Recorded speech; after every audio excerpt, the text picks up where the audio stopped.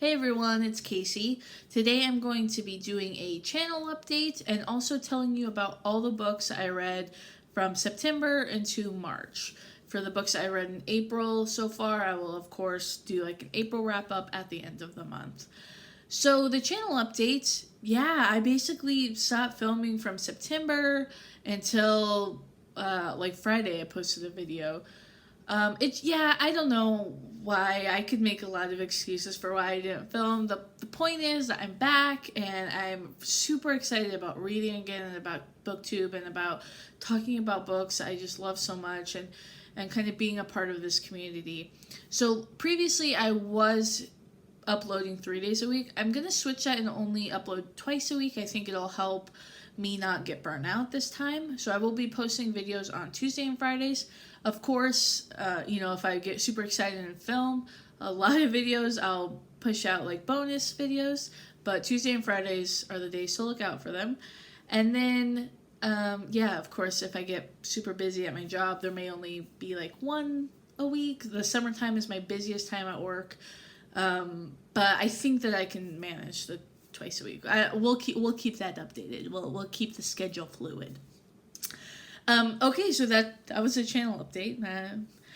So let's get into all of the books I read. So I believe my last videos were uploaded in September. So I'm going to go over, I didn't really read any books in September. I'm pretty sure I already talked about them.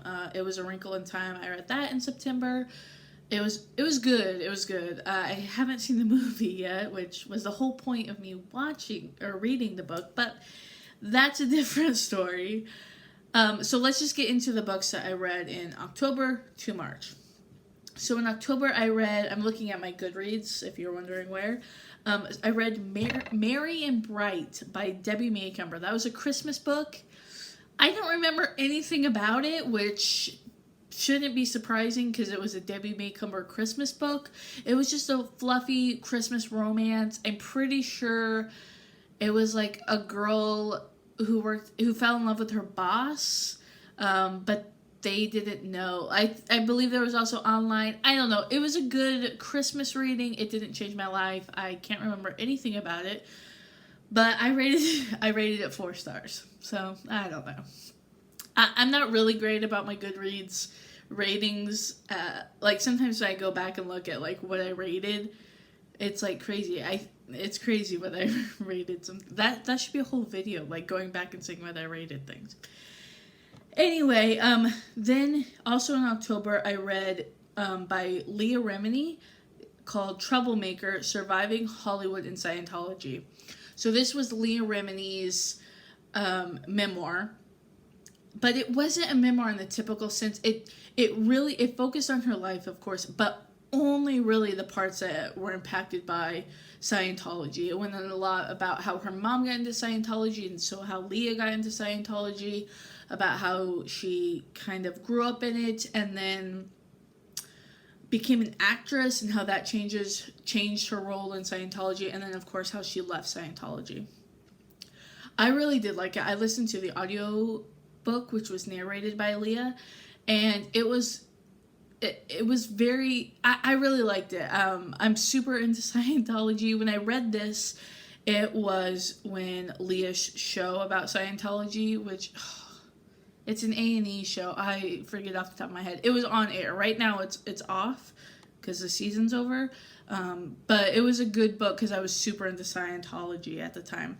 And actually, I'm going to skip around because in December, I also read a book about Scientology called Going Clear: Scientology, Hollywood, and the Prison of Belief by Lawrence Wright.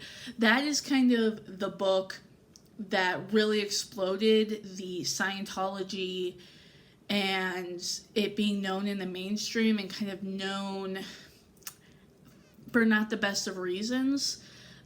Going Clear that book was then made into an HBO documentary with the same name, and that really helped explode it. So Going Clear went in a lot deeper about the history of Scientology and about its like obsession with Hollywood and getting actors and just like sucking money out of people. So if you're into Scientology, or not, well, if you're in Scientology, stop watching my video. But if you are like fascinated by it, those are two books I would really recommend: Going Clear and then Leah Remini's Troublemaker. Those were the only two Scientology books I read. So now we'll go back. So in October, I also read Falling Like Snowflakes by Denise Hunter. This was again like a Christmas romance book. It was about a girl whose car breaks down in this town, and so of course she has to find a job. I believe she has a son. She has to find a job in order to pay for the car repairs, and she ends up, spoiler, she ends up falling in love with someone.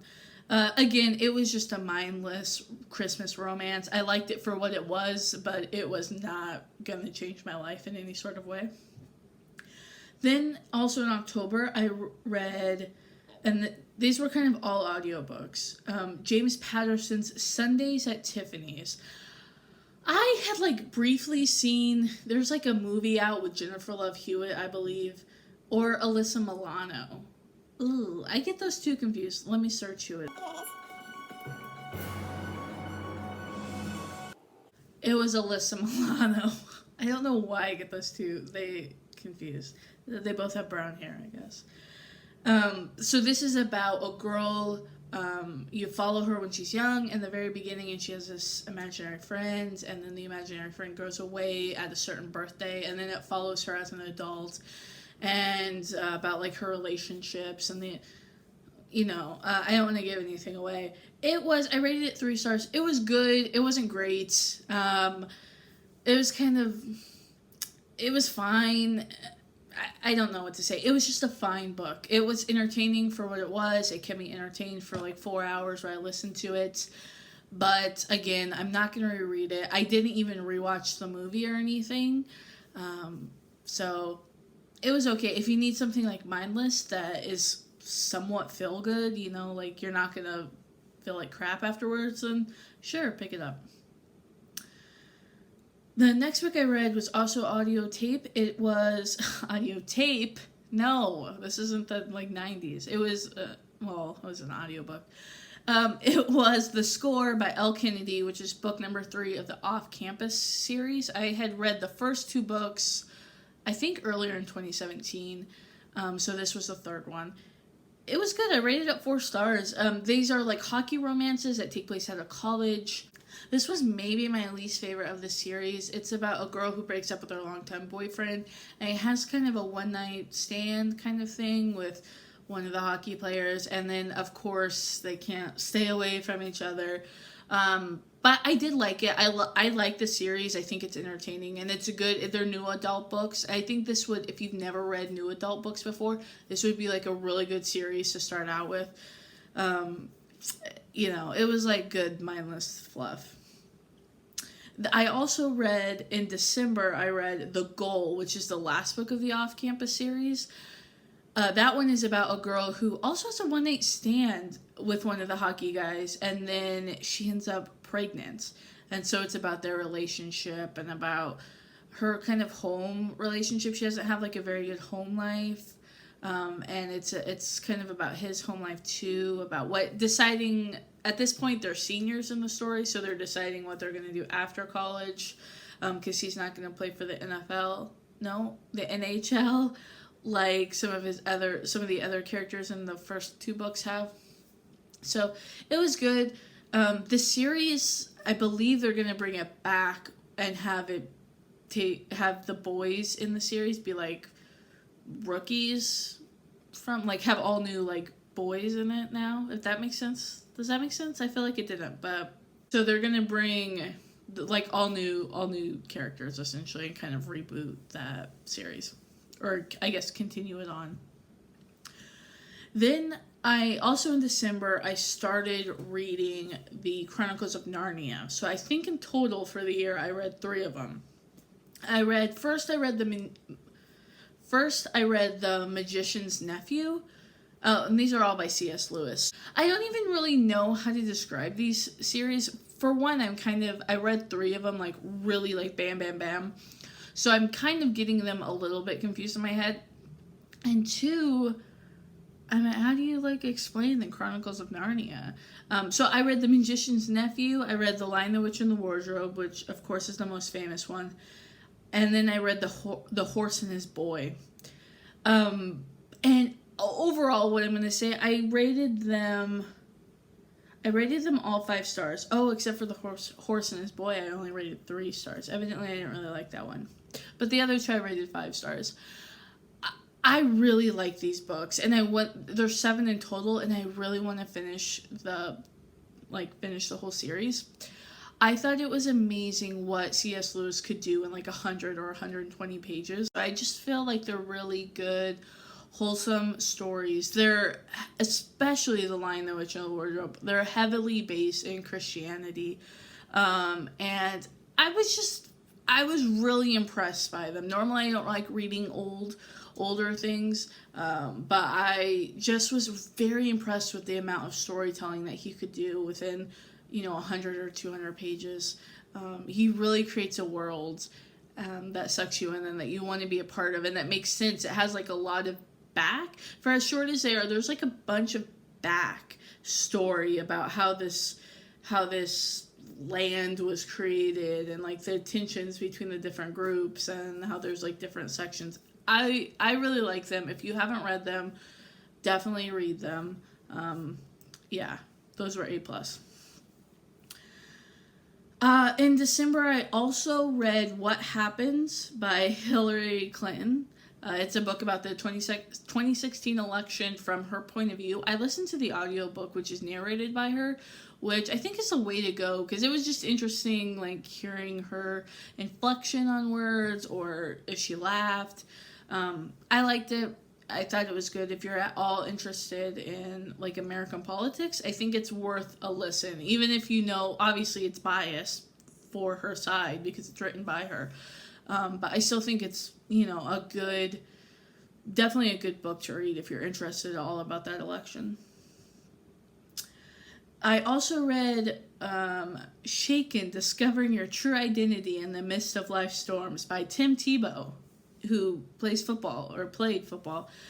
This was a memoir about, he used to be on the Denver Broncos, and then he somehow like got kicked off of a team, not kicked off, but like let go from a team.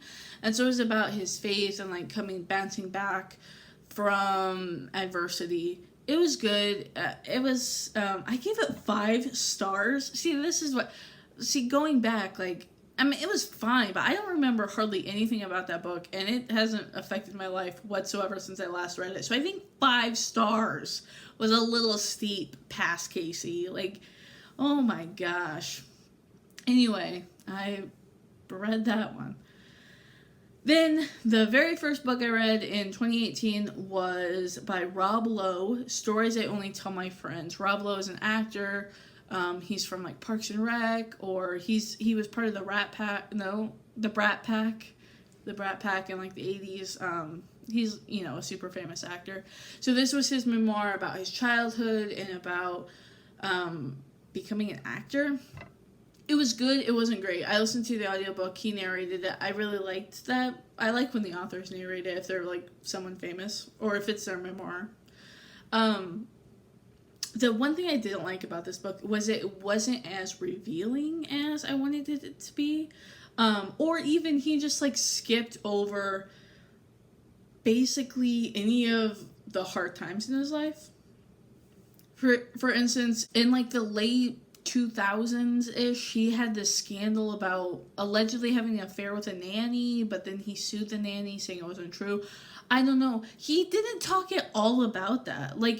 I'm sorry, having a cheating scandal feels like you should cover it in your book. Either make your case for you didn't do it and how that affected your family, that claim, or say you did do it and how that affected your family and how your relationship bounced back. If you're going to write a memoir, it just feels a little deceptive to not disclose things about you, especially when you're an actor. He's using his name to sell this book and his story, and then you're leaving out major chunks of your story and only presenting the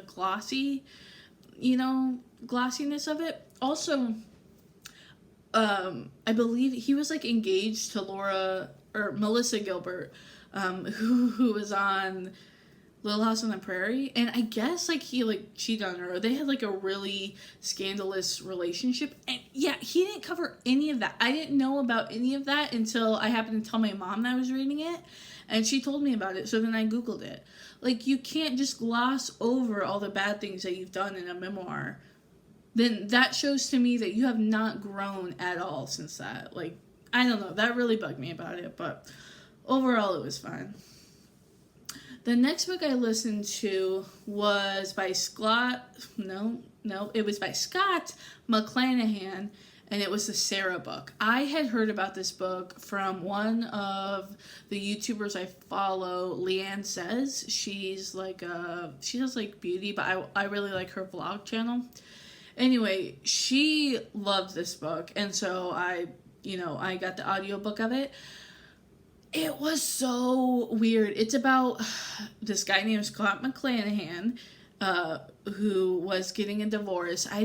It's like listed under fiction, but I'm pretty sure it's like, based on his life, obviously, because he named the main character Scott McClanahan. But anyways, the character was getting a divorce from his wife, Sarah, and it was about how, just like the untangling of that relationship. I think I would have liked this book a lot better maybe if I had been married or divorced, that I would have understood. To me, I don't know, like, the character made poor decisions.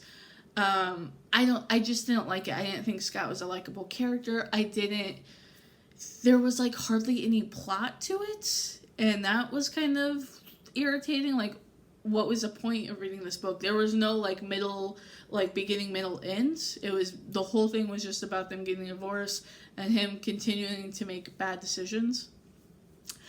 And it was written in like a really peculiar way where it would repeat a lot of the same language, or the same like sentences. So it would be like, I can't think, because now it's been, obviously 3 months since I've read this book, but it would be like, Scott got a snow cone, and Shelley got a snow cone, and then Mackenzie got a snow cone. Like, that wasn't obviously one of the sentences, but like, it would like repeat that, and blank got a blank, and it was like, okay, I get it, you're trying to be like, to me it came off like hipster writing, which like, kind of like grated my gears, but it gets like super good reviews. Like, people talk about Scott McClanahan and like his writing and just like how phenomenal it is.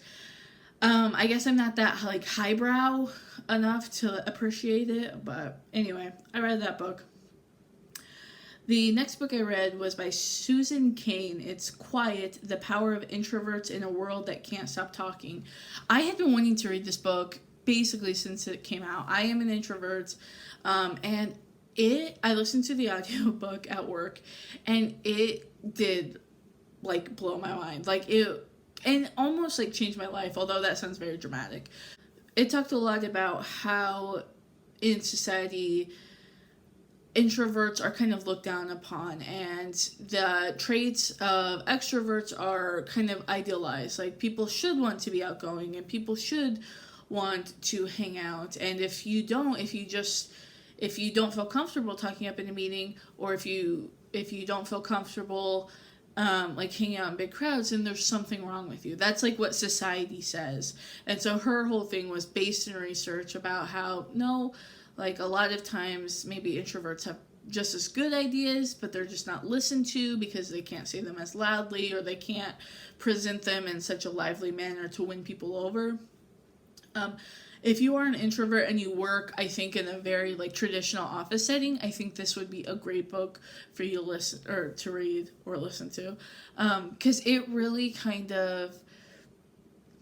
made me realize that no, there's nothing wrong with me. I work in a very, very extroverted office with like a lot of like outgoing Southern women, and I have struggled in the past with thinking, oh, like, I should want to talk to like all these people, and I should want to eat my lunch in the break room. And in reality, when I eat my lunch in the break room with all of them talking, it sucks the life out of my soul. and it's just so much effort. And so then it drains me for the afternoon, when really it is okay if I don't eat my lunch back there and I gain that energy, from being alone or from reading or from whatever. So anyway, it was just a very powerful book. I think if you're introverted, or maybe if you have an introverted child, or family member or friend or whatever, I think it would make you understand those traits and maybe how they're feeling a lot better than you may now understand them. And then the last book I read in March was a reread.